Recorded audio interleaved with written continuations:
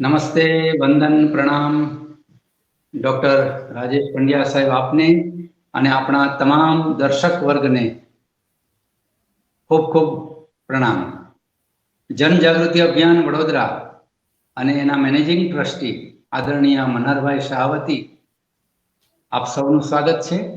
અને આપણી પરંપરા પ્રમાણે પહેલા આપણે સાંભળીએ જનજાગૃતિ અભિયાનનું જે સંસ્થા ગીત છે, જેના શબ્દો લખ્યા છે આપણા વડોદરાના જ કવિ શ્રી સુંદરમ ટેલર સાહેબે અને સ્વર આપ્યો છે મિત્ર અમારા આચાર્ય શ્રી રોહિતભાઈ બારોટ સર અને સાથીદારોએ।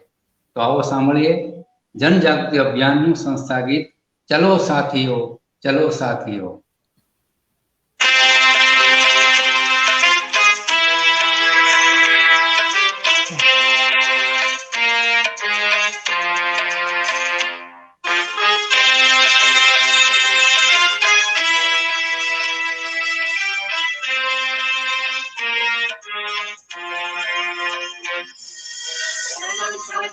चलो साथियों चलो साथियों चलो चलो साथियों चलो साथियों चलो साथियों चलो जन जागृति अभियान लोहे पुकार समझिए आजादी शौर गाथाओं सौर परिचित करिए देश प्रेम ने देश दाजनी भावना विकसित करिए देश प्रेम ने देश दाजनी भावना विकसित करिए चलो साथियों चलो साथियों चलो साथियों चलो चलो साथियों चलो साथियों चलो साथियों चलो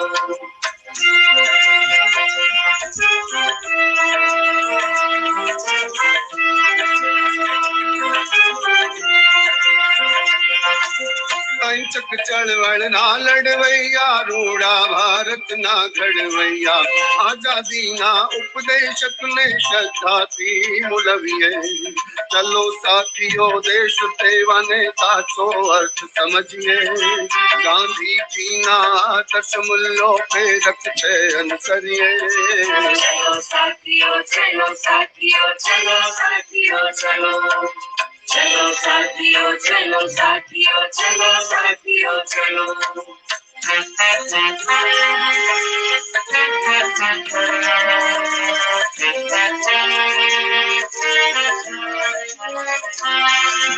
माँ भूमि रक्षा करता देश नवीर जवानों तन मन धन थी सैनिकों नी साथे वारे रहिए रक्तदान ने देह दान ना संकल्प मूला लइए समाज सेवा परिभाषा नो साचो अर्थ समझिए चलो साथियों चलो साथियों चलो साथियों चलो चलो साथियों चलो साथियों चलो साथियों चलो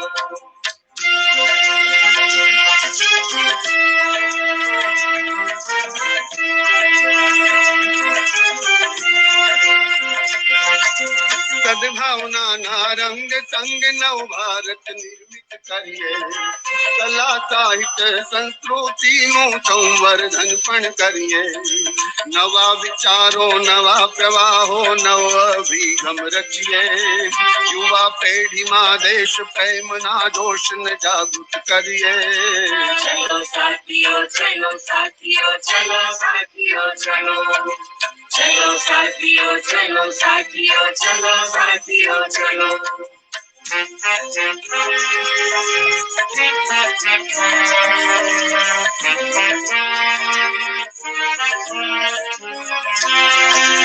आजादी की पहरेदारी है खून की जिम्मेदारी जन जागृति अभियान ना सूत्र सार्थक करिए चलो साथियों चलो साथियों चलो साथियों चलो चलो साथियों चलो साथियों चलो साथियों चलो चलो साथियों चलो साथियों चलो साथियों चलो चलो साथियों चलो साथियों चलो साथियों चलो चलो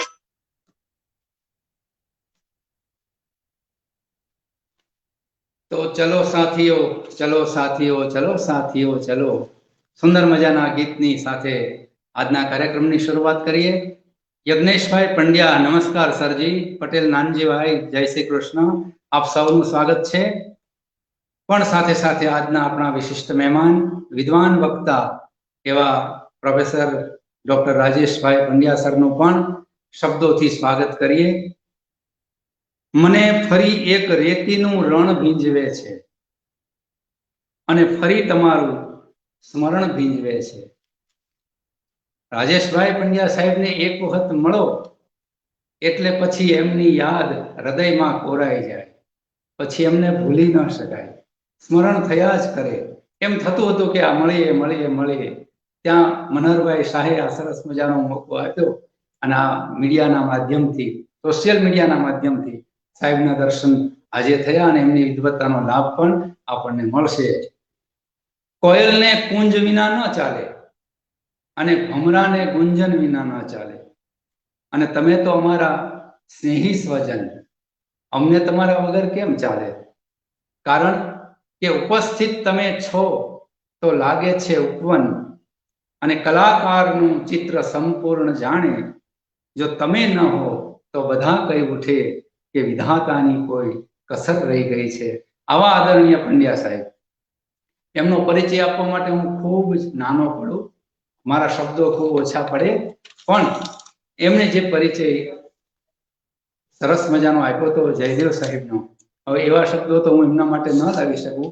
પણ મિત્રો, ડોક્ટર શિરીષ પંચાલ સાહેબ, જેમણે ડોક્ટર સુરેશ જોશી વિશે આપણને અગાઉ પ્રવચન આપ્યું હતું, તો સુરેશ જોશીના જે શિષ્ય એવા પંચાલ સર, એમણે એમના માર્ગદર્શનમાં ડોક્ટરેટ કર્યું હતું. અને આજના આપણા વક્તા એવા આદરણીય પંડ્યા સાહેબે આજે જેમના વિશે આપણે બોલી રહ્યા છીએ એ ડોક્ટર શિરીષ પંચાલના સંપાદિત કરેલા ભારતીય કથા વિશ્વ એ નિબંધ અથવા એ વિશેની વાતો સાહેબ, અને એમના જ માર્ગદર્શનમાં આદરણીય પંડ્યા સાહેબે આ ડોક્ટરેટની પદવી પ્રાપ્ત કરી છે.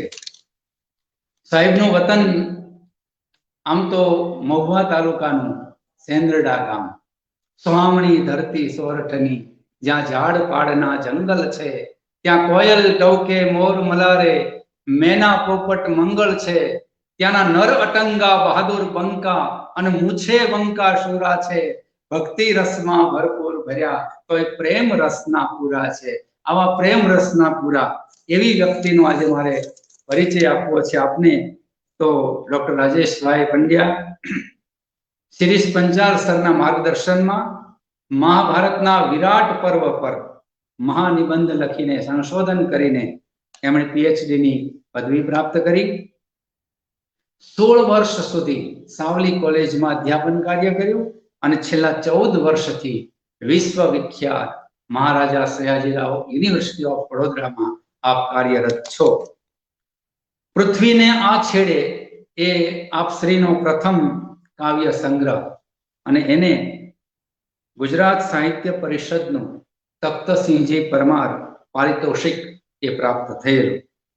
સુવર્ણ મૃગ એ આપણું દીર્ઘ કાવ્ય એ ભાવનગર યુનિવર્સિટીના સિલેબસમાં અભ્યાસક્રમમાં નિયત થયેલું હતું.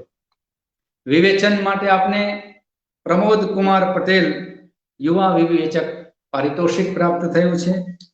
સમુદ્ર કાવ્યો માટે કવિશ્વર ઉષ્ણસ એ પારિતોષિક એ આપના ખજાનામાં પ્રાપ્ત થયું છે. ભૂકંપ કાવ્યો એને આપને મહાકવિ નાનાલાલ પારિતોષિક મેળવ્યું છે. અને અખંડ આનંદમાં પ્રગટ લેખમાળા માટે આપ શ્રીને શ્રી દિનકર જોશી પુરસ્કાર પ્રાપ્ત થયો છે. ઘણું બધું કહેવા બેસું તો, કારણ કે આના પાના ભરીને આપનો પરિચય તો છે જ, પણ 11 જેટલા પુસ્તકો આપે પબ્લિશ કર્યા છે, 105 જેટલા આર્ટિકલ્સ, 100 જેટલા સેમિનાર, 20 જેટલી કોન્ફરન્સ અને 10 જેટલા વર્કશોપ, પ્રેઝન્ટેશન્સ, પાર્ટિસિપેશન, આ બધું. અને 2020માં આપને શિશુ વિહાર કવિ સન્માન પ્રાપ્ત થયું છે. તો આવા વિદ્વતજનને આજે આવકારતા હું જનજાગૃતિ અભિયાન અને એના મેનેજિંગ ટ્રસ્ટી મનહરભાઈ શાહ વતી એમને આવકારતા ખૂબ ગૌરવ અને આનંદની લાગણી અનુભવું છું. વિશેષ પરિચય તો એમના વક્તવ્યથી થશે. હું આપ અને શ્રોતાઓ વચ્ચે વધુ સમય ન રહેતા ડોક્ટર રાજેશ પંડ્યા સાહેબને વિનંતી કરું કે સર આપ પધારો અને ડોક્ટર શિરીષ પંચાલ સંપાદિત ભારતીય કથા વિશ્વ પર અમને સુપેરે સમજણ પાડો. તો પ્રસ્તુત આપની સામે છે ડોક્ટર રાજેશ પંડ્યા સાહેબ. નમસ્તે. જનજાગૃતિ અભિયાન વડોદરા, શ્રી મનહરભાઈ શાહ, શ્રી જોરુબા ખાચર અને આપ સૌ શ્રોતા મિત્રો, દર્શક મિત્રો, આપ સૌને વંદન. શિરીષ પંચાલ સંપાદિત ભારતીય કથા વિશ્વ વિશે મારે વાત કરવાની છે, એટલે એક કથાથી જ આરંભ કરું. પાંડવોને વનવાસ મળે છે. વનમાં જતા પહેલા યુધિષ્ઠિર એમના જે રાજપુરોહિત છે ધૌમ્ય મુનિ, એની આગળ પોતાની મૂંઝવણ પ્રગટ કરે છે. યુધિષ્ઠિર ધૌમ્ય મુનિને કહે છે કે અમે વનમાં જઈએ છીએ, સાથે ઘણા બધા વેદવિદ બ્રાહ્મણો આવે છે, સેવક અને ચાકરો ભેળા છે, વનમાં 88,000 ઋષિઓ રહે છે, એ મળવા આવશે, બધાનો અતિથિ સત્કાર કરવો પડશે, બપોર થઈ ભોજન આપવું પડશે. તો વનમાં આ બધું ક્યાંથી જોગ થાય? ત્યારે ધૌમ્ય મુનિ કહે છે કે સૃષ્ટિના પ્રારંભ કાળમાં બધા પ્રાણીઓ ભૂખના દુઃખથી વ્યાકુળ થઈ ગયા હતા. એટલે ભગવાન સૂર્યે એમના પર દયા કરી અને ઉત્તરાયણ પછી પ્રખર કિરણોથી પૃથ્વી ઉપરના જળને શોષી લીધું અને દક્ષિણાયનમાં ફરી પાછું પૃથ્વી પર વરસાયું. એનાથી ક્ષેત્ર તૈયાર થયું. ક્ષેત્ર એટલે ખેતર, ખેતર વાડી, બધી વાવણી થઈ, ક્ષેત્ર તૈયાર થયું. ઔષધિના સ્વામી ચંદ્રમાએ એમાં રસ પૂર્યો અને 6 પ્રકારની રસયુક્ત વનસ્પતિ થઈ. આ વનસ્પતિ પૃથ્વી પરના પ્રાણીઓ માટે અન્ન કહેવાય. તૃણાહારીઓ તૃણભક્ષ્ય કરે, શાકાહારીઓ શાક પાન અનાજ કઠોળ એનું ભક્ષણ કરે, બધું અન્ન છે. એટલે પૃથ્વી પરના પ્રાણીઓને ટકાવી રાખનારું આ અન્ન છે. બધા જીવના પ્રાણની રક્ષા કરનારું આ અન્ન સૂર્યરૂપ છે. સૂર્ય જ બધા પ્રાણીઓનો પિતા છે. તમે સૂર્યના શરણમાં જાઓ. આવું ધૌમ્ય મુનિએ માર્ગદર્શન આપ્યું. એટલે યુધિષ્ઠિર સૂર્યની ઉપાસના કરે છે, અનુષ્ઠાન કરે છે. એથી ભગવાન સૂર્યનારાયણ પ્રસન્ન થાય છે અને અક્ષય પાત્ર આપે છે. આ અક્ષય પાત્રમાંથી ભૂખ લાગે ત્યારે ભોજન સામગ્રી મળતી રહે છે. 5 પાંડવોને દ્રૌપદી જમાડે છે, બીજા બધા ઋષિ મુનિઓને જમાડે છે, નોકર ચાકરોને જમાડે છે, ધોઈને ઊંધું વાળી દે છે. પછી એક વખત દુર્વાસા એની કસોટી કરવા આવે છે. એ કથા પણ છે. કૃષ્ણ એમાંથી ઉગારે છે તુલસીના પત્રથી. આપણે જાણીએ છીએ. તો આ અક્ષય પાત્રની જે કથા છે એ મહાભારતના વનપર્વની શરૂઆતમાં આવે છે. આ એક અક્ષય પાત્રની કથા જે મહાભારતમાં આવે છે એ મહાભારત પણ કથાઓનું અક્ષય પાત્ર છે. અને મહાભારત જેવા જેટલા ગ્રંથો છે, રામાયણ હોય, બીજા પુરાણો હોય, વેદ ઉપનિષદ બ્રાહ્મણ ગ્રંથો, આરણ્યકો હોય, અન્ય કથા સંગ્રહો હોય, એ બધા જ આપણી માટે તો કથાનો ભંડાર છે, અક્ષય પાત્ર છે. અક્ષય પાત્ર જેમ અન્ન ભંડાર, એમ આ પ્રાચીન ભારતીય ગ્રંથો તે કથાઓનો ભંડાર છે. અને એ અક્ષય પાત્રમાંથી 5 કોળિયા, જેને આપણે કોળીઓને સંસ્કૃતમાં ગ્રાસ કહે છે, એટલે પંચગ્રાસ, એટલે ભારતીય કથા વિશ્વના 5 ખંડ, જેનું સંપાદન, સંકલન, અનુવાદ અને લેખન શિરીષ પંચાલે કર્યું છે. 5 ભાગમાં અભ્યાસપૂર્ણ પ્રસ્તાવના પણ લખી છે. આ ભારતીય કથા વિશ્વના 5 ખંડનો પહેલો ભાગ 2018માં પ્રગટ થયો અને 5મો ભાગ છે તે 2019માં પ્રગટ થયો. એટલે લગભગ 15 મહિનાના સમયગાળામાં આ 5 ખંડો પ્રગટ થયા. પણ એના લેખન પાછળ 2 દાયકા જેટલો પરિશ્રમ, ખંત, સૂઝ,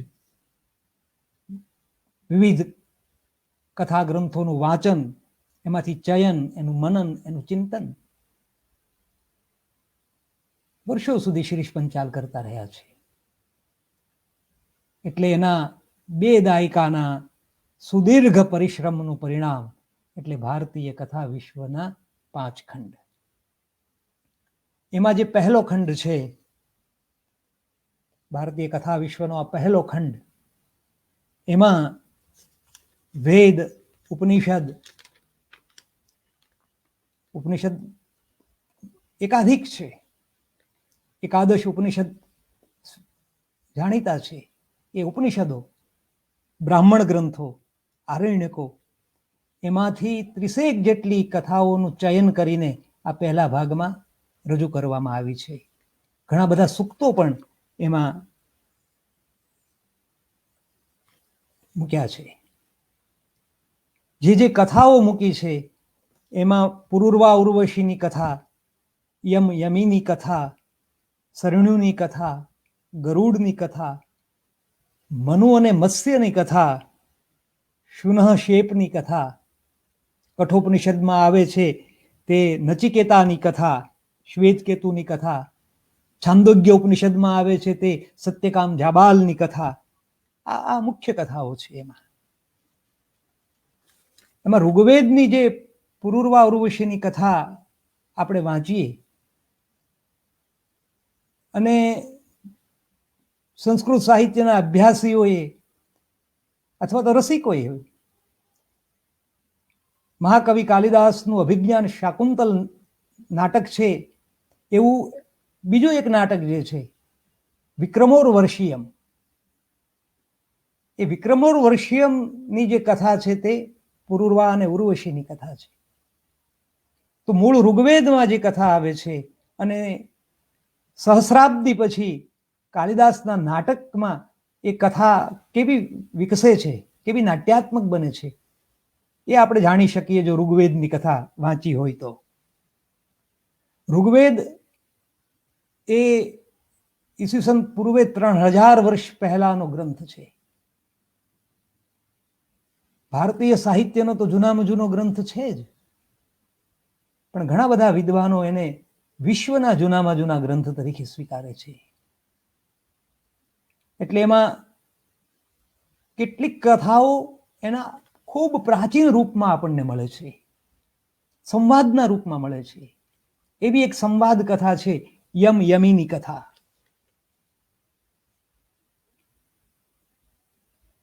તો સદીઓ પહેલાનો એ વેદકાલીન ભારત અને આજનું આપણું સાંસ્કૃતિક રીતે ઘણું બધું વિકસેલું ભારત, એ સામે રાખીને જોઈએ તો આ કથાનક આપણને ઘણા બધા અચંબા પહોંચાડે એવું કથાનક છે યમ યમીનું કથાનક. માનવોની જે સમાજ વ્યવસ્થા રચાય એ પહેલા નરનારીના સંબંધો કેવા હતા, કેવા મુક્ત સંબંધો હતા, એનું એક ચિત્ર આપણને યમ યમીની કથામાં મળે છે. બીજી જે એક કથા છે શુનઃ શેપની કથા, એ પણ પ્રાચીન કાળે નરબલી આપવામાં આવતા હતા એનો સંકેત કરે છે. શુનઃ શેપની કથા હું તમને ટૂંકમાં સંભળાવું, બહુ રસપ્રદ કથા છે. અયોધ્યા નગરી અને એના હરિશ્ચંદ્ર રાજા. આપણે ઓળખીએ છીએ તે સત્યવાદી રાજા હરિશ્ચંદ્ર અને આ શુનઃ શેપની કથાના હરિશ્ચંદ્ર એ ઘણા જુદા છે. એટલે હરિશ્ચંદ્રની કથા પણ વિકાસ પામતી ગઈ છે. એનું મૂળ રૂપ આપણને આ આરણ્યકમાં મળે છે.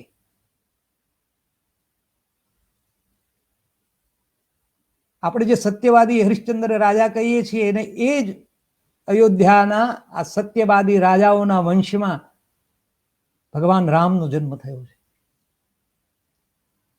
એટલે એક સ્તોત્રમાં, રામ રક્ષા સ્તોત્રમાં જે શ્લોક આવે છે તેમાં એના સત્ય નિષ્ઠા રામની જે છે એક વિશેષણ દ્વારા દર્શાવી છે. રાજેન્દ્રમ સત્યસંધમ દશરથ તનયમ શ્યામલમ શાંતમૂર્તિ વંદે લોકાભિરામમ રઘુકુલ તિલકમ રાઘવમ રાવણારી. રાજેન્દ્રમ સત્યસંધમ. તો આ સત્ય નિષ્ઠા જે છે તે હરિશ્ચંદ્ર સાથે જોડાયેલી છે, એનો વંશમાં ઉતરી આવેલી છે. રામના પિતા દશરથ એ જેમ નિસંતાન હતા તેમ હરિશ્ચંદ્ર પણ આ કથામાં નિસંતાન છે. એટલે નારદ મુનિ એને પુત્રોનો શું મહિમા હોય છે મનુષ્ય જીવનમાં એ સમજાવે છે. અને પછી વરુણદેવની કૃપાથી હરિશ્ચંદ્ર છે તે પુત્ર પ્રાપ્ત કરે છે. એ પુત્રનું નામ રોહિત. રોહિતનો જન્મ થઈ જાય ત્યારે વરુણદેવ એને બલિ તરીકે પાછો માગે છે. રાજા એને ટાળ્યા કરે છે, ના પાડ્યા કરે છે.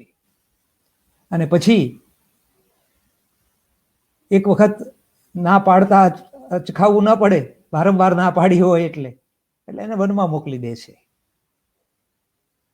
આથી વરુણદેવ ક્રોધે ભરાય છે અને રાજાને શાપ આપે છે. હરિશ્ચંદ્રને જલોદર થાય છે અને એનું પેટ ફૂલી જાય છે.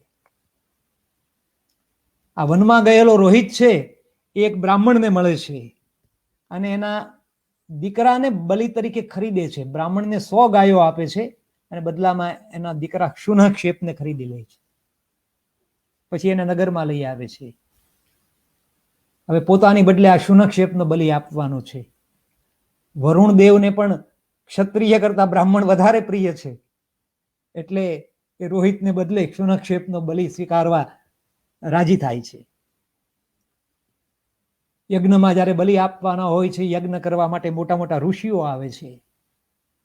વશિષ્ઠ ઋષિ બ્રહ્મા બને છે, વિશ્વામિત્ર હોતા બને છે, જમદગ્નિ અધ્વર્યુ બને છે ને એમ યજ્ઞ આરંભાય છે. હવે જેને બલિ આપવાનો હોય એને એક થાંભલા સાથે બાંધવાનો પડે. વધસ્તંભ કહી શકીએ આપણે, પણ વેદકાલીન સંસ્કૃતમાં એની માટે શબ્દ હતો યુપ. યુપ સાથે એને બાંધવો પડે. કોઈ એને બાંધવા તૈયાર નથી થતું, કારણ કે બલિ તરીકે એને બાંધી દઈએ પછી એનો બલિ આપવો પડે. અને આ તો બાળક છે એટલે બાળ હત્યાનું પાપ લાગે, અને પાછું બ્રાહ્મણ છે એટલે બ્રહ્મ હત્યાનું પાપ લાગે. એમ બેવડો પાપ કોઈ લેવા તૈયાર નથી થતું એટલે એને યુપ સાથે કોઈ બાંધતું નથી.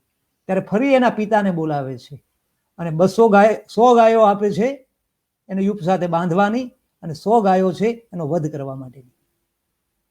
એના પિતા તૈયાર થઈ જાય છે. તો કેવી કથા છે. આજે જ એક સમાચાર છે કે માએ દીકરાને કેવી રીતે મારી નાખ્યો. થોડાક 2 દિવસ 3 દિવસ પહેલા પણ પિતાએ સંતાનની કેવી રીતે હત્યા કરી હતી. આ વર્તમાન સંદર્ભમાં જે આપણને ઘટનાઓ ભાગ્યે કોઈ દિવસ ખાલી થતો એવું જોવા મળે. વેદકાળમાં પણ લગભગ આવી પરિસ્થિતિ આ કથા દ્વારા હશે એવું આપણે વિચારી શકીએ. તો બલિના થાંભલા સાથે, યુપ સાથે શુનઃક્ષેપને બાંધી દીધો છે. શુનઃક્ષેપને પણ લાગે છે કે હવે વધ નક્કી છે એટલે એ પ્રાર્થના કરે છે. અગ્નિ, સૂર્ય, વરુણ, વિશ્વદેવ, ઇન્દ્ર, અશ્વિની કુમાર, ઉષા, આ બધા દેવતાઓની ઋચાઓનું ગાન કરે છે. એક એક ઋચાએ શુનઃક્ષેપના બંધન ખુલતા જાય છે અને છેલ્લી ઋચાનો ઉચ્ચાર પૂરો થતા એ મુક્ત થઈ જાય છે. મુક્ત થઈને શુનઃક્ષેપ વિશ્વામિત્રના ખોળામાં જઈને બેસે છે. આ ચમત્કાર જોઈને એના પિતા એને પાછો આવી જવા વિનંતી કરે છે. ત્યારે એ પિતાને કહે છે કે મારા માટે તમે 300 ગાયો મેળવી છે ને મારવા માટે તમારા હાથમાં મેં ખુલ્લી તલવાર જોઈ છે, પાછો નહીં આવું. વિશ્વામિત્ર પણ કહે છે કે તલવાર લઈને મારવા તત્પર થયેલો આ બ્રાહ્મણ ભયાનક છે, આ નિર્દોષ બાળક એનો પુત્ર ન હોઈ શકે, ન થઈ શકે. પછી શુનક્ષેપ વિશ્વામિત્રનો પુત્ર દેવરાજ તરીકે પ્રસિદ્ધ થાય છે. આ કથા અને આપણે ત્યાં ગુજરાતમાં ચેલૈયાની જે લોકકથા છે એ પણ ઘણી બધી સમાંતરે જાય છે. આમાં વરુણદેવ છે, ચેલૈયાની કથામાં સાધુ છે, ભગવાન સાધુનો વેશ લઈને આવ્યા છે, આ દેવ છે.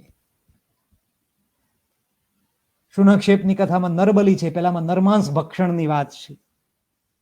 બંનેમાં પિતા એની હત્યા કરે છે એટલે એનો વધ કરે છે. તો ચેલૈયાની કથા અને શુનક્ષેપની કથા એમાં ઘણી સમાંતરતા છે. એક વૈદિક કથા છે અને એક લૌકિક કથા છે.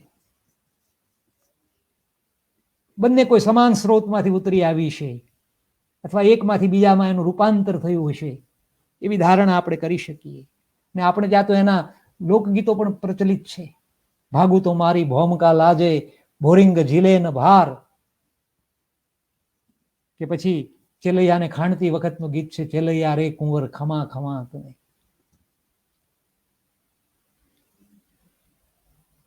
આ તો આપણી લોકકથા અને વૈદિક કથાની વાત થઈ, પણ બાઇબલની એક કથા છે, અબ્રાહમની કથા. એમાં પણ ઈશ્વર અબ્રાહમને એના દીકરાનો બલિ આપવા આદેશ આપે છે. પણ આ જૂની બાઇબલની કથાને લઈને 19મી સદીના એક લેખકે કિર્કેગારે ફિયર એન્ડ ટ્રમ્બલિંગ નામની એક કૃતિ લખી છે અને એમાં એમણે માનવીય ભૂમિકાએથી કેટલાક પ્રશ્નો ઉભા કર્યા છે. એ કહે છે કે પુત્રના વધની આજ્ઞા કોઈ ઈશ્વર કરી જ કેમ શકે, અને ઈશ્વર જો આવી આજ્ઞા કરે તો માનવીએ શું કામ એને માનવી જોઈએ? વળી આવી આજ્ઞા કરવામાં ઈશ્વરનું ગૌરવ શું ને એનું પાલન કરવામાં માનવના ગૌરવનું શું? એટલે આવી આજ્ઞા અદૈવી પણ કહેવાય અને અમાનવીય પણ કહેવાય. તો આ પ્રાચીન કથાઓ છે તે બધી અર્વાચીન સમયમાં પણ આ દૃષ્ટિકોણથી વિચારી શકાય. શુનક્ષેપની કથામાં પિતા અને પુત્ર છે, પણ છાંદોગ્ય ઉપનિષદમાં સત્યકામ જાબાલની કથા જે આવે છે એમાં પુત્ર અને માતા છે.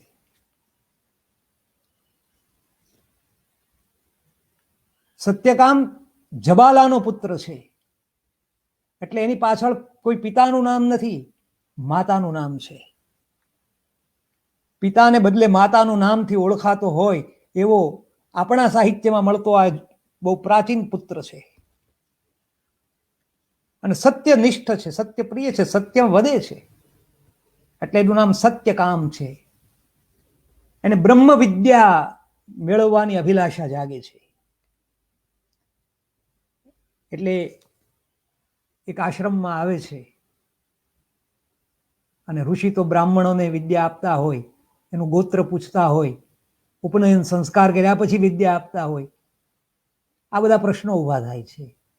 અને એને લઈને રવિન્દ્રનાથ ટાગોરે બંગાળીમાં બ્રાહ્મણ નામનું એક કાવ્ય લખ્યું છે. બહુ સરસ કાવ્ય છે. એમાં જ્યારે સત્યકામ વિદ્યા શીખવા માટે આશ્રમમાં આવે છે ગુરુ પાસે, ત્યારે જે નિવેદન કરે છે એની પંક્તિ, રવિન્દ્રનાથની પંક્તિ આવી છે: ભગવન બ્રહ્મ વિદ્યા શિક્ષા અભિલાષી, આસી આછી દીક્ષા તરે કુરુક્ષેત્ર વાસી, સત્યકામ નામ મોર. બ્રહ્મ વિદ્યાની અભિલાષા લઈને હું તમારા આશ્રમમાં આવ્યો છું. મારું નામ સત્યકામ છે, સત્યકામ નામ મોર. ગુરુ પૂછે છે ગોત્ર શું તારું? કયું ગોત્ર? કયું ગોત્ર? નાહી જાની. હું મારું ગોત્ર જાણતો નથી, મારી માને પૂછી આવું.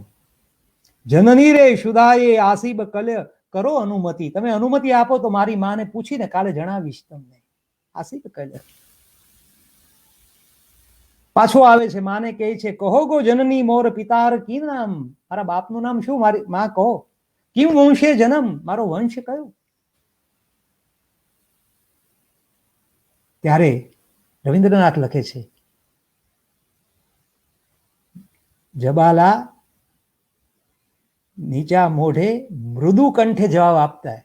મૃદુ કંઠે અવનત મુખે કહિલા જનની. શું કહે છે? યૌવને દારિદ્ર દુઃખે બહુ પરિચર્યા કરી પેછનું તોરે. હું જ્યારે યુવાન હતી ત્યારે દારિદ્ર્યના દુઃખને લીધે ઘણા બધાની પરિચર્યા કરી અને તને મેળવ્યો. તારો પિતા કોણ તે હું જાણતી નથી, તારું ગોત્ર કયું તે હું જાણતી નથી. ગોત્ર તવ જાની નાહી, જન્મે છીલ ભરતૃહીના. તારો પિતા કોણ એ જાણતી નથી, પણ જબાલાર ક્રોડે, તું મારા ખોળામાં મારો દીકરો છે એ જાણું છું. માતાએ આપેલો આ જવાબ અક્ષરશઃ સત્યકામ ગુરુને સંભળાવે છે.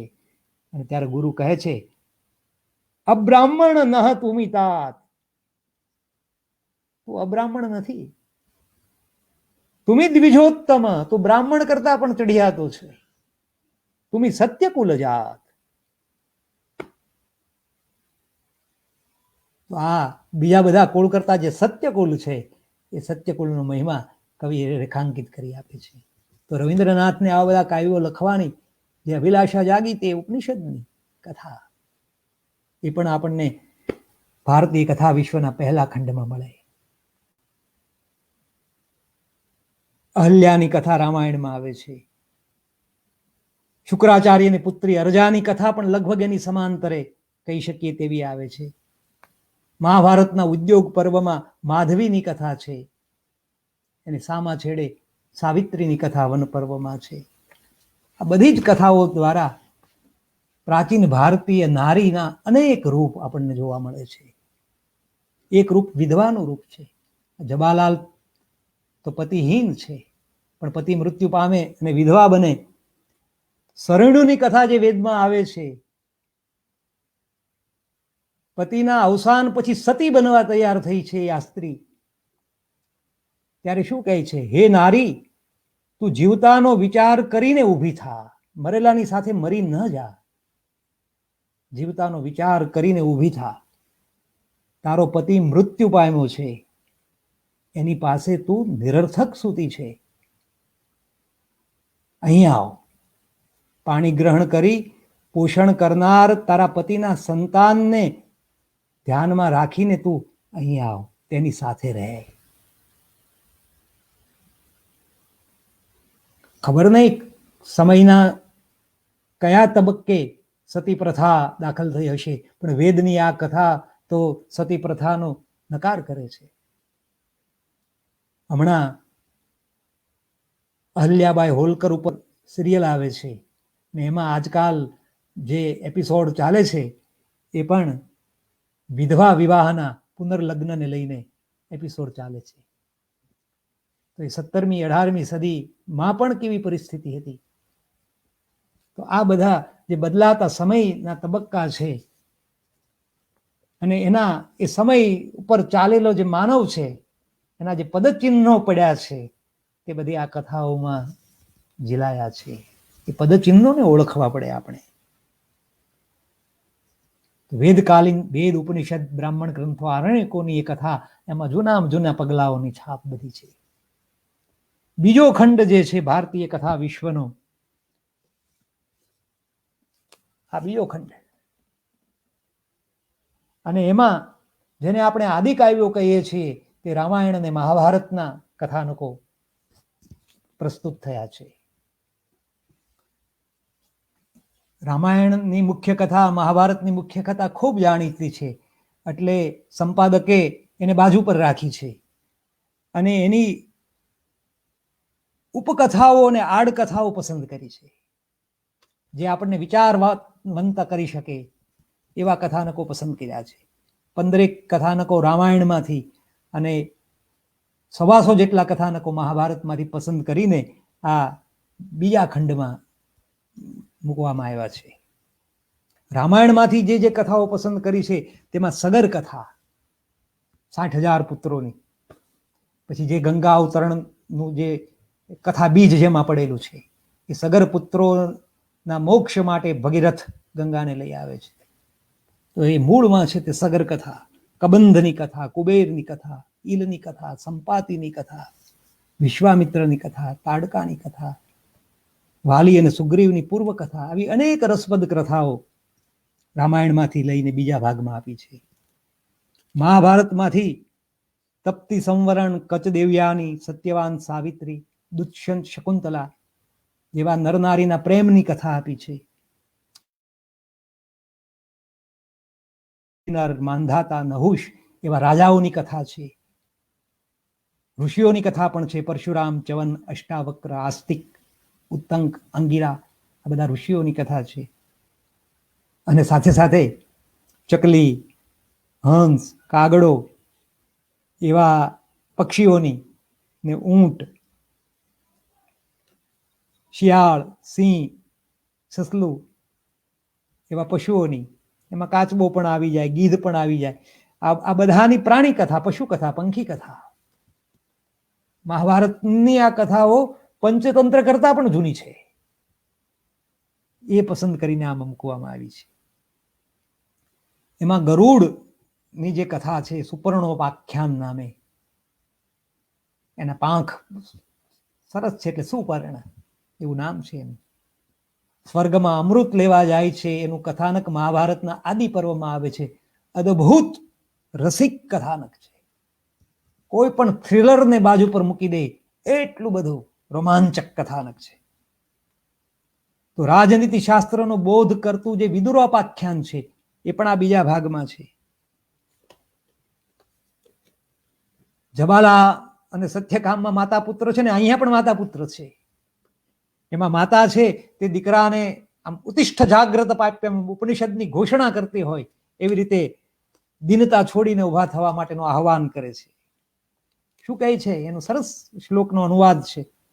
દાન, તપસ્યા, શૌર્ય, વિદ્યા અને ધર્મની બાબતમાં જેની અશ્યગાથા લોકો ગાતા નથી તે માનવી પોતાની માતાનો પુત્ર નથી, કેવળ મળમૂત્ર છે. માટે તું પ્રજ્વલિત થા.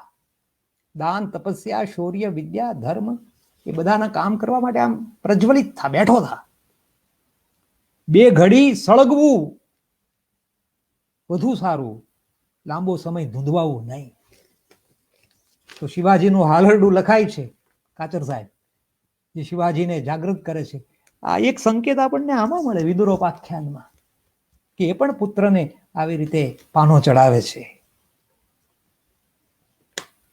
નારીના પ્રતિશોધને વાચા આપતું અંબોપાખ્યાન છે, જે અંબા પછીથી શિખંડી રૂપે જન્મ લે છે એ કથા, અને નળ દમયંતીના જીવન સંઘર્ષને વ્યક્ત કરતી કથા.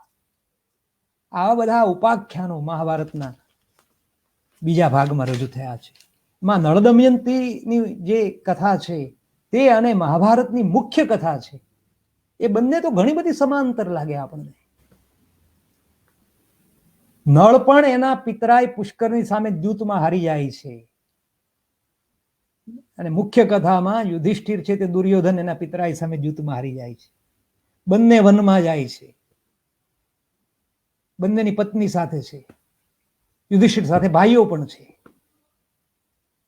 વનમાં નળ છે તે દમયંતીને અધવચ્ચે છોડીને જતો રહે છે, અને મહાભારતની કથામાં, મુખ્ય કથામાં અર્જુન છે તે શસ્ત્ર પ્રાપ્ત કરવા માટે દ્રૌપદીને છોડીને જતો રહે છે.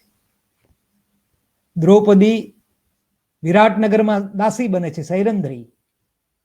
તો દમયંતી ચેદી દેશમાં માસીને ત્યાં દાસી બને છે. દ્રૌપદી ઉપર કીચકની કુદૃષ્ટિ થાય છે, દમયંતી ઉપર શિકારી આસક્ત થાય છે. ઘણી બધી સમાંતરતા છે. બધા પાંડવો જુદું જુદું રૂપ લઈ લે છે. યુધિષ્ઠિર કંક બને છે, ભીમ રસોયો બલ્લવ બને છે, બૃહન્નલા બને છે અર્જુન. તો અહીંયા પણ નળ છે તે બાહુક રૂપાંતર, સ્વરૂપાંતર થઈ જાય છે એનું. છેવટે નળ દ્યુતમાં વિજય બને છે અને પાંડવો યુદ્ધમાં વિજય બને છે અને સ્વરાજ્ય મેળવે છે. તો એક છે તે મુખ્ય કથા છે અને બીજી ઉપકથા છે. મહાભારતમાં પાંડવો કૌરવોની એ મુખ્ય કથા અને નલોપાખ્યાન એ ઉપાખ્યાન એટલે ઉપકથા. એક મેજર ટેક્સ્ટ છે અને બીજી સબટેક્સ્ટ છે. તો સબટેક્સ્ટની કથા છે એ મેજર ટેક્સ્ટ રૂપે વિકસે છે અને સબટેક્સ્ટ છે એ મેજર ટેક્સ્ટને પછી દ્રઢ કરે છે.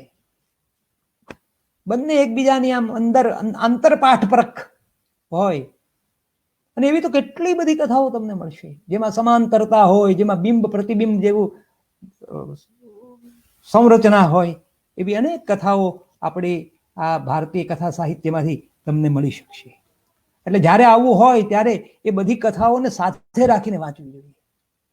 એક ટેક્સ્ટ અને બીજો એનો જે કોન્ટેક્સ્ટ છે એ બંનેને સાથે રાખીને વાંચીએ તો આ કથા સંરચના, કથા રચવાની આખી જે યુક્તિ પ્રયુક્તિ છે અને એમાંથી પ્રગટ થતા જે અર્થો છે, તો કથા સંરચના અર્થ સંરચના રૂપે આપણી પાસે આમને કેવી રીતે ઉકેલી શકીએ એનો એક કિમિયો આપણે હાથમાં આવે, એની એક ચાવી આપણને મળી જાય.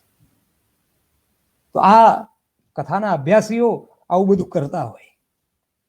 એટલે એમ અભ્યાસીઓ માટેની પણ આવી સામગ્રી ઘણી બધી આપણા ભારતીય કથા વિશ્વના 5 ખંડોમાં છે. ત્રીજા ખંડમાં હવે થોડુંક અભિગમ બદલાય છે સંપાદકનો. આ ત્રીજો ભાગ છે. એમાં સંસ્કૃત કથાનકો પ્રાકૃત નહીં મળવાના કારણે લીધા છે. ગુણાઢ્યની બૃહદ કથા નથી અને કથા સરિસાગર છે એટલે લીધા છે. પણ પ્રાકૃત અને પાલી ભાષાના કથાનકો, બૌદ્ધ સાહિત્યની જાતક કથામાંથી, જૈન સાહિત્યના વસુદેવ હિંડીમાંથી આ જાતક કથા છે. આમાંથી આ બધી પાલી ભાષા માગધીમાં છે, આ પ્રાકૃતમાં છે વસુદેવ હિંડી. એ કથાનકો એમાં મૂક્યા છે. પૌમચર્ય પ્રાકૃત ભાષાનું વિમલ સુરીનું રામાયણ છે. તે પૌમચર્યમ કે તરંગલોલા જેવી પાદલિપ્તાચાર્યની કૃતિ, એમાંથી જુદી જુદી કથાઓ પસંદ કરીને આ ત્રીજા ખંડમાં આપી છે.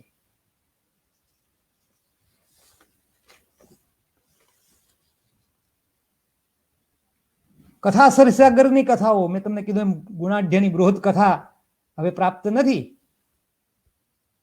તો એ કથા સરિસાગર રૂપે જે ટકી રહી છે તે કથાઓ આપી છે.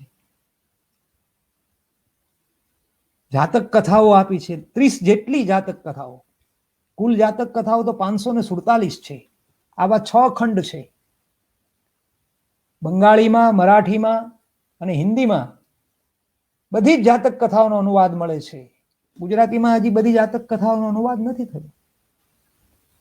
પણ હરિવલ્લભ ભાયાણીએ જાતક કથા મંજુષામાં જે 33 જેટલી કથાઓ મૂકી છે એમાંથી કેટલીક કથાઓના અનુવાદ શ્રીશ પંચાલે ત્રીજા ભાગમાં સમાવ્યા છે. એમાં કઠ્ઠહારી જાતક, કઠિયારાનું જાતક આપણે વાંચીએ તો તરત આપણને અભિજ્ઞાન શાકુંતલમાં દુષ્યંત શકુંતલાની જે કથા છે એ યાદ આવે. એમાં દુષ્યંત ભૂલી જાય છે, યાદ રાખવા માટે વીંટી આપે છે, એક પણ ગુમ થઈ ગઈ હોય છે. અહીંયા પણ વીંટી આવે છે. એક લાકડા વીણનારી ઉપર રાજા આસક્ત થાય છે, એને પરણે છે, ગર્ભમાં બોધિસત્વ પ્રવેશે છે, માતાને જ્ઞાન થાય છે એટલે રાજાને કહે છે કે હું આપના સંતાનની મા બનવાની છું.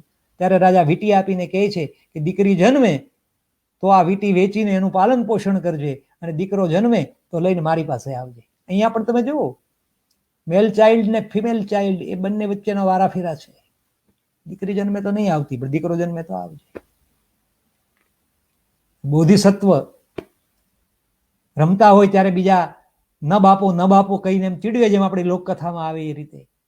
ત્યારે એની માને પૂછે, જેમ સત્યકામ પૂછવા જાય છે તેમ કે મારા પિતા કોણ. આ પણ પૂછે છે કે તું રાજાનો દીકરો છે તો મને એની પાસે કેમ નથી લઈ જતી? લઈને આવે છે. રાજાને કહે છે કે આ તમારું સંતાન છે. શરમને લીધે રાજા સ્વીકારી નથી શકતો. વીંટીની વાત કરે છે તો વીંટી પણ મારી નથી, ના પાડી દે છે. ત્યારે આ નારી કઠિયારણ કે હવે મારી પાસે સત્ય ક્રિયા કરવા સિવાય બીજો કોઈ વિકલ્પ નથી. એટલે આકાશના દેવતાને સંબોધન કરીને કહે છે કે આ બાળકને, આ જો રાજાનું સંતાન હોય તો આકાશમાં સ્થિર થજો, નહીં તો નીચે પડી અને એના ટુકડા થઈ જજો. એટલે આકાશમાં ફંગોળે છે અને બોધિસત્વ પલાઠી મારીને આકાશમાં બેસે છે અને એના પિતાને પિતૃધર્મનો બોધ આપે છે. પછી ઘણા બધા હાથ લંબાય છે સ્વીકાર કરવા માટે, ત્યારે રાજાના હાથમાં એ ઉતરે છે. આવી સરસ કઠ્ઠાહારી જાતક છે. દુષ્યંત શકુંતલાની કથા સાથે મળતી આવ્યા. અભિજ્ઞાન માટેની મુદ્રિકા છે, એનું કથા ઘટક મળતું આવે. દેવધમ્મ નામની જે જાતક છે એ વાંચીએ તો આપણને એમાં રામ વનવાસ માટે કઈ કઈ જે વરદાન માંગ્યા હતા પુત્રને રાજ્યને, તો આમાં પણ એની અપરમાં છે એ સૂર્યકુમાર માટે રાજ્ય માગે છે.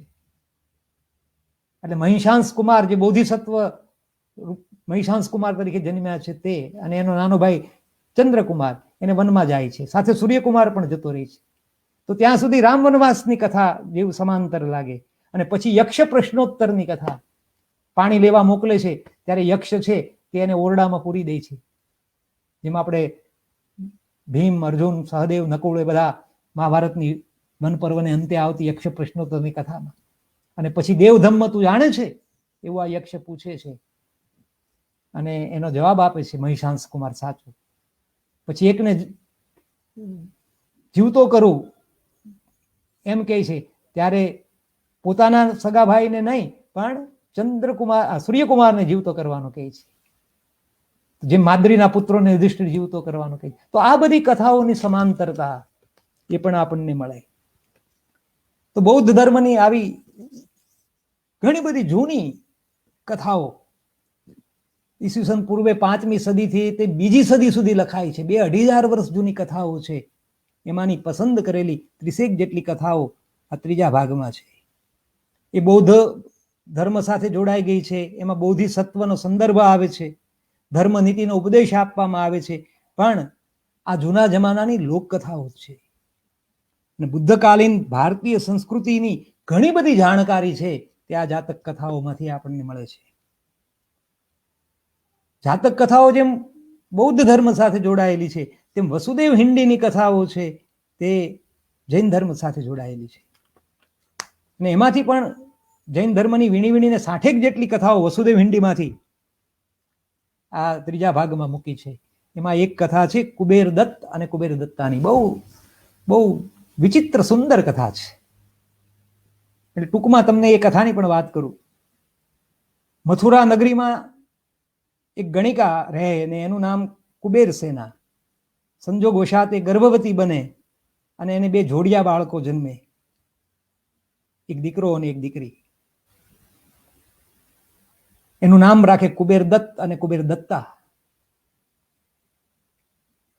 10 દિવસના બાળકો થાય ત્યારે એના નામવાળી વીંટી પહેરાવીને એક નાની નાવડીમાં એને સુવડાવી યમુના નદીમાં તરતા મૂકી દે. તેમ નદીમાં પેટીમાં પેલા કર્ણનો ત્યાગ કરવામાં આવ્યો, એમાં બંનેનો ત્યાગ કરવામાં આવ્યો. ત્યારે શૌરીપુર નામનું એક બીજું નગર છે. એના 2 ભાઈઓને આ બંને બાળકો મળે છે. એક ભાઈ દીકરાને રાખી લે છે, બીજો દીકરી રાખે છે, એમને ઉછેરે છે. બંને યુવાન થાય છે, બંનેના લગ્ન કરે છે.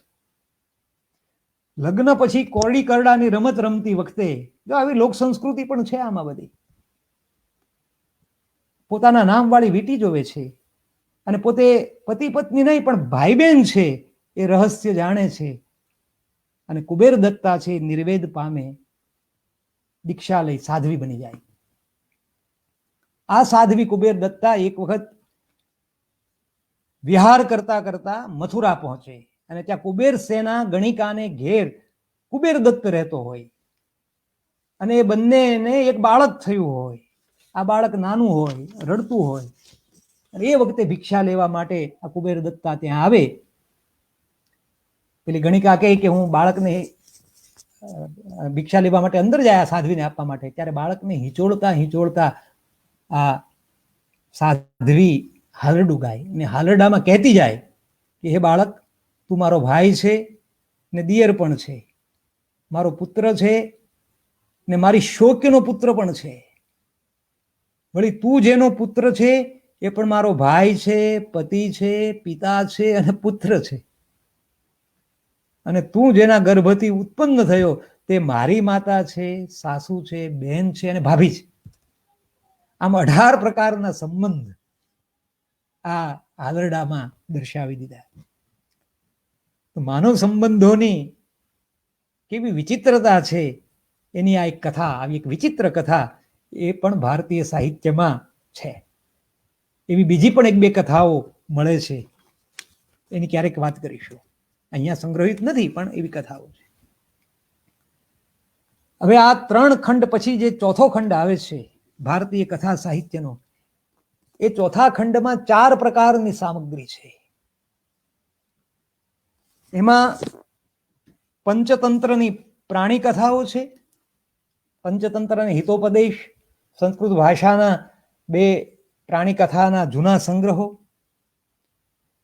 અને જે સાહિત્ય કૃતિઓ છે બાણભટ્ટની કાદંબરી દશકુમાર ચરિત, બાણભટ્ટની કાદંબરી દશકુમાર ચરિત, વાસવ દત્તા રાજ, એની જે પ્રણય કથાઓ છે તે એના કથાનકો આમાં મૂક્યા છે, કથા અંશો મૂક્યા છે.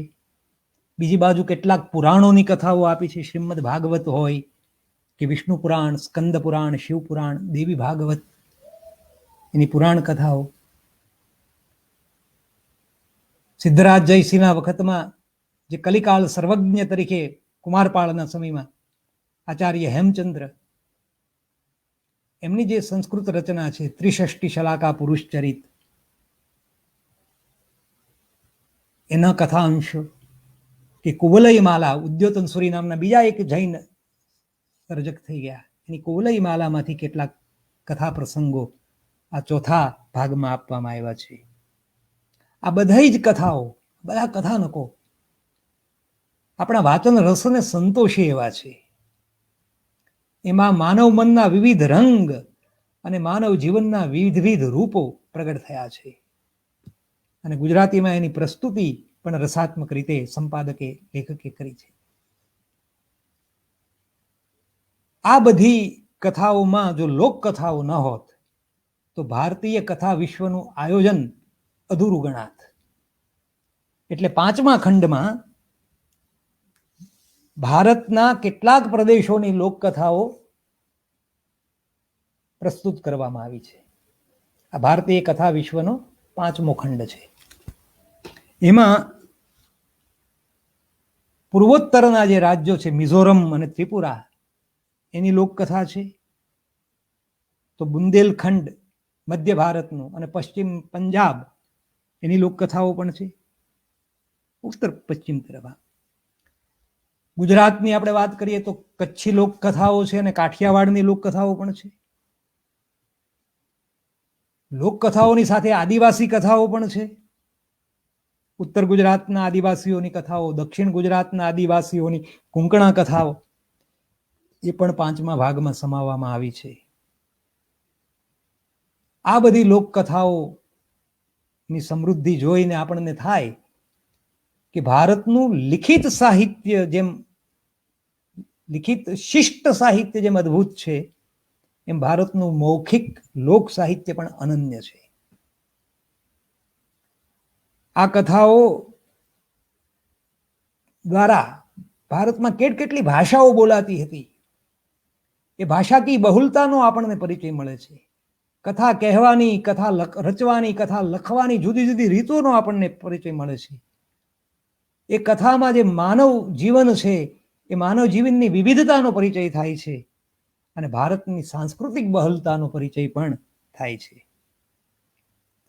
તો આમ ભારતીય કથા વિશ્વના 5 ભાગમાં છેક વૈદિક કથાથી શરૂ કરીને લોકકથા સુધીનો જે સમૃદ્ધ કથા વારસો છે એને સાચવી લેવાનો આ પ્રયત્ન છે, વારસાની જાળવણી કરવાનો આ પ્રયત્ન છે, એમ પણ આપણે કહી શકીએ.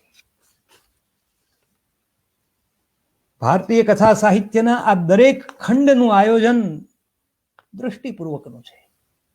બધી કથાઓ લઈને જે કંઈ હાથે ચડી તે બધી મૂકી દીધી છે એમ નહીં. કથાઓ ચયન કરવી, એ કથાઓને રજૂ કરવી, એ બધા પાછળ દ્રષ્ટિ કામ કરે છે. દરેક ખંડના જે મુખપૃષ્ઠ છે એ મુખપૃષ્ઠ પણ આકર્ષક છે. વચ્ચે વચ્ચે હું તમને બતાવતો ગયો છું, પણ હવે મુખપૃષ્ઠની વાત કરવી છે એટલે ફરી બતાવું. આ પહેલો ભાગ છે, એના ઉપર જુઓ તમે કે સુવર્ણમય સૂર્યનું ચિત્ર છે અને એના મધ્યમાં ઈશાવાસ્ય ઉપનિષદનો પ્રસિદ્ધ મંત્ર મૂક્યો છે. ઈશાવાસ્યમ ઇદમ સર્વમ યત કિંચ જગત્યામ જગત તેન ત્યક્તેન ભુંજિતા મા ગૃધ કસ્ય સ્વિધનમ. અને આ ધન કોઈનું નથી, બધાનું છે. એટલે આપણને પણ આપ્યું છે આ કથાધન. એના છેલ્લા પૂઠા ઉપર એ જ શ્લોકનો ગુજરાતી અનુવાદ ઉમાશંકર જોશીએ કર્યો છે, તે મૂક્યો છે. ઈશથી વસવા યોગ્ય આ સૌ જે ચાલતું જગે, ત્યાગી તે ભોગવો, થાશો લોભીના કોનું છે ધન. બીજા ખંડનું મુખપૃષ્ઠ છે, એમાં બીજા ખંડમાં રામાયણ મહાભારતની કથા છે. એટલે તેલંગાણામાં જે ચિત્રપટ છે, મહાભારતના આલેખવાળું ચિત્રપટ, એ આ મુખપૃષ્ઠ પર મૂક્યું છે.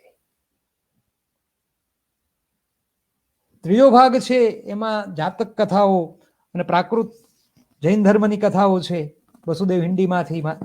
એટલે એમાં અજંતાની ગુફાઓ ઉપરનું જે ચિત્ર છે, જાતક કથાનું ચિત્ર છે, એ ચિત્ર મૂક્યું છે. ચોથા ખંડમાં પુરાણોની કથા છે, ભાગવત પુરાણ પણ છે, વિષ્ણુ પુરાણ છે.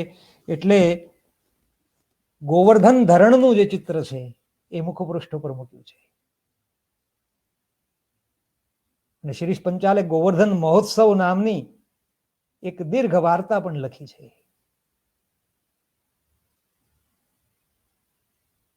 ઇન્દ્રની પૂજાનો અસ્વીકાર કરીને સ્થાનિક ગોવર્ધનની પૂજા કરવી, એના રાજકીય અર્થઘટનો એ વાર્તામાં લેખકે મૂક્યા છે. પાંચમો ખંડ છે, એમાં લોકકથાઓ છે. એટલે યોગ્ય રીતે લોકચિત્રકળાની, વારલી લોકચિત્રકળાની છબી મૂકી છે. આ બધા મુખપૃષ્ઠ માટે આપણા વડોદરાના જ શિરીષ પંચાલે વડોદરાના, અને આ મુખપૃષ્ઠમાં આપણા બે મોટા ચિત્રકાર કલાકાર ગુલામ મોહમ્મદ શેખ અને જ્યોતિ ભટ્ટ, એ પણ આપણા વડોદરાના, એમણે સહાય કરી છે. આમ દરેક ખંડના મુખપૃષ્ઠ છે તે ખંડમાં જે જે કથાઓ આપવામાં આવી છે એને અનુરૂપ છે. દરેક ખંડની છપાઈ પણ સુઘડ છે. આ દરેક ભાગ હાથમાં લઈએ એટલે જોતા વેત ગમી જાય. એટલે હાથમાં લઈએ, હાથમાં લેતા વેત એને વાંચવા પ્રેરાઈએ, એવા છે આ ભારતીય કથા વિશ્વના એક એક ખંડ. અને એ કામ શિરીષ પંચાલનું સંપાદન, સંકલનનું કામ ખૂબ સૂઝપૂર્વકનું છે. જરૂર જણાય ત્યાં એમણે અનુવાદ પણ કર્યો છે, પુનર્લેખન પણ કર્યું છે.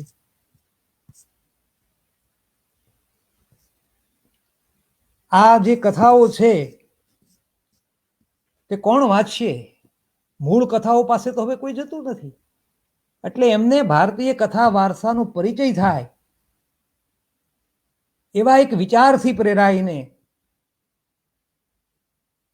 આપણો જે આ અમૂલ્ય કથા વારસો છે એને 5 ખંડમાં રજૂ કર્યો છે.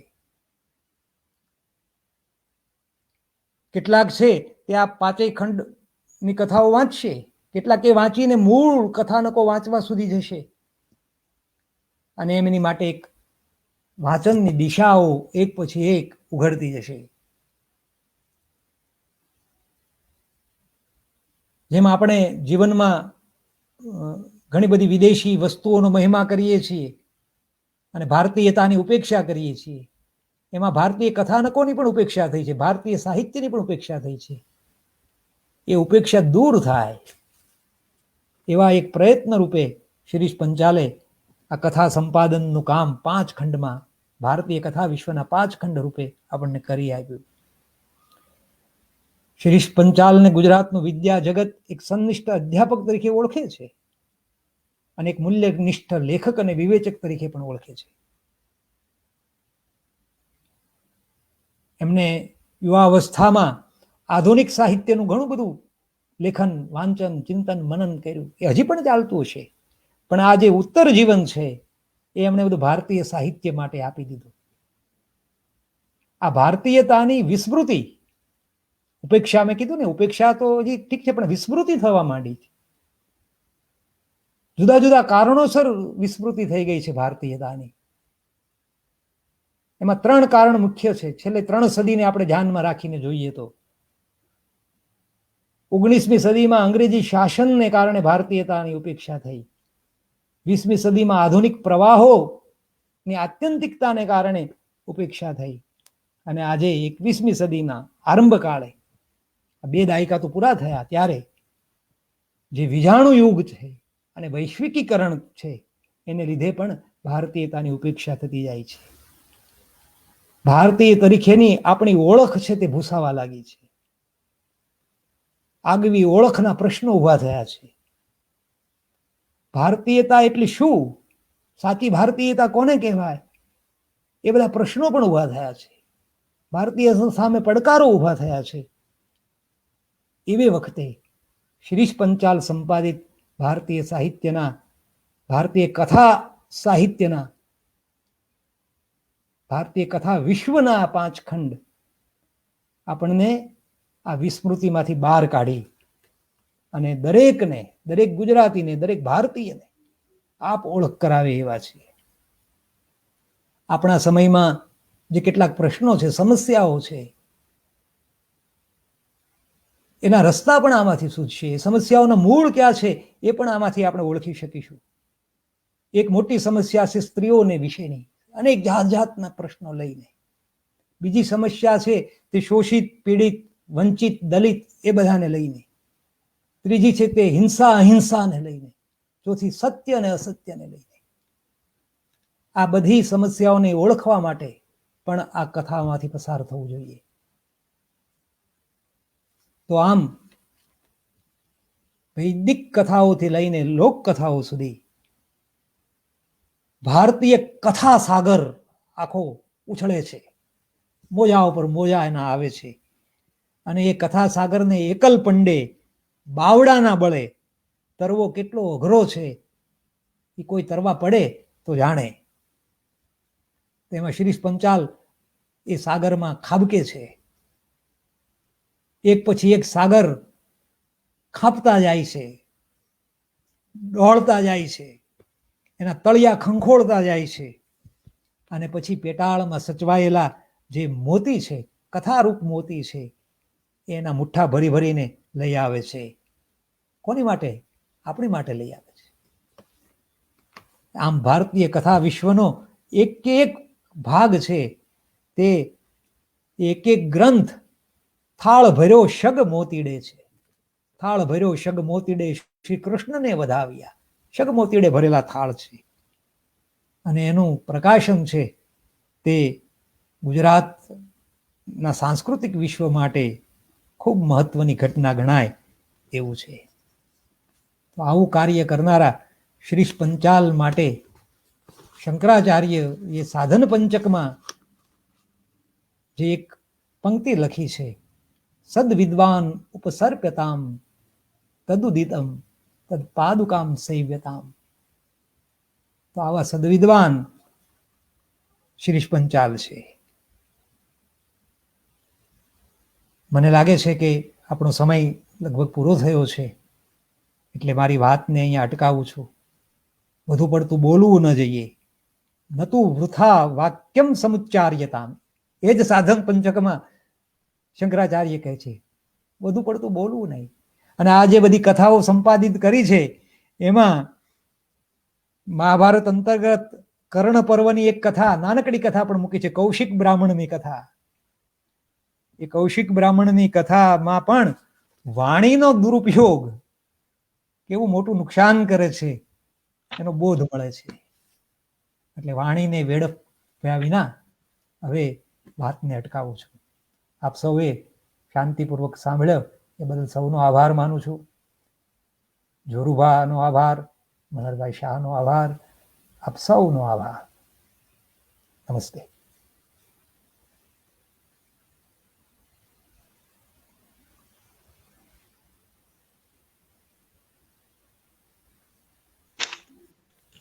ખૂબ સરસ. આપના વાણી પ્રભાવમાં અમે તો એવા તણાતા ચાલ્યા અને આજે અમારી આંખો પણ એટલી પાવન થઈ આ વિશિષ્ટ ગ્રંથોના દર્શન કરીને કે એનામાં અમારી પાસે કોઈ શબ્દો નથી. અદ્ભુત, જેને કહી શકાય બીજો કોઈ શબ્દ આપના માટે આજે નથી મળતો. આ ગરિમાપૂર્ણ કાર્યક્રમના આપ જે સુકાની બન્યા આજે, ત્યારે આપનો હું હૃદયપૂર્વક જનજાગૃતિ અભિયાન અને મનહરભાઈ શાહ વતી ખૂબ ખૂબ અંદર દર્શકો વતી આભાર માનું છું. આપણી સાથે ભોપાલ યુનિવર્સિટીથી ડોક્ટર સુરેશ મકવાણા સાહેબ, પુષ્કર ચંદ્રવાકરજીના ગામમાંથી પ્રતાપભાઈ ખાચર સાહેબ, નુસરત ઉસ્માનીજી, મેઘાણીજીની કર્મભૂમિ બોટાદથી સાંદીપની ટ્રસ્ટના ટ્રસ્ટી મેનેજિંગ ટ્રસ્ટી બાબુભાઈ દાદલ સાહેબ, દીપેશભાઈ શાહ, દિલીપભાઈ પરમાર, આ અનેક મિત્રો આજે આપણી સાથે જોડાયા. એ બધાનો હું હૃદયપૂર્વક આભાર તો માનું જ છું, પણ આપનો એટલા માટે વિશેષ આભાર માનું છું કે આપે માત્ર એક વક્તા તરીકે વક્તવ્ય ન આપ્યું, પણ સાથે સાથે જે ગ્રંથોના દર્શક મિત્રોને દર્શન કરાવ્યા, એનાથી અમારી આંખો અને મન એ ખરેખર પાવન થયા છે. ગુજરાતમાં આવી હસ્તીઓ છે ત્યારે એ ગુજરાતની ભૂમિને પણ વંદન કરવાનું મને મન થાય છે.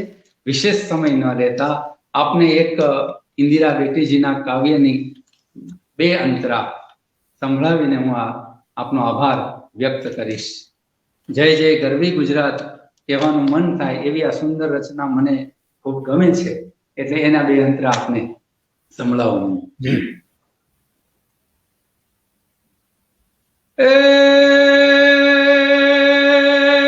તવ મુખમાં નર્મદ નરસિંહની કોઈ પંક્તિ રસવંતી વહેતી, કોઈ પંક્તિ રસવંતી વહેતી. તું શૌર્ય ભરી, તું સ્નેહ ભરી, તું દયારામ ગરબે ઘૂમતી, તું દયારામ ના ગરબે ઘૂમતી. હે વિશ્વબંસરી નમો નમો, મા ભૌમ ગુર્જરી નમો નમો, હે વિશ્વમધુરી નમો નમો, મા ભૌમ ગુર્જરી નમો નમો. તું કૃષ્ણની કર્મભૂમિ થઈને, તું મુકુટ સમી જગમાં દિસતી, તું મુકુટ સમી જગમાં દિસતી. તું ગાંધીની જનની મીઠી, તવ ચરણે દુનિયા સૌ નમતી, તવ ચરણે દુનિયા સૌ નમતી. હે વિશ્વવલ્લરી નમો નમો, મા ભૌમ ગુર્જરી નમો નમો, હે વિશ્વમંજરી નમો નમો, હે વિશ્વદુલારી નમો નમો, હે વિશ્વવંસરી નમો નમો, મા ભૌમ ગુર્જરી નમો નમો, મા ભૌમ ગુર્જરી, મા ભૌમ ગુર્જરી નમો નમો.